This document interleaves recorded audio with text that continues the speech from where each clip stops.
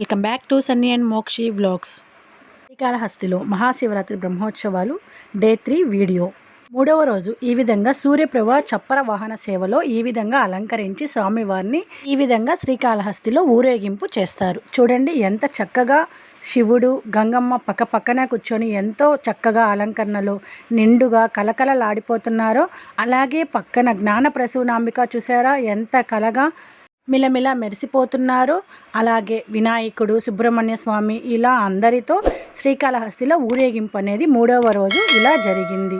ఇలాంటి మరెన్నో వీడియోస్ కోసం నా ఛానల్ని లైక్ చేయండి, షేర్ చేయండి, సబ్స్క్రైబ్ చేసుకోండి, పక్కనే ఉన్న బెల్ ఐకాన్ నొక్కండి.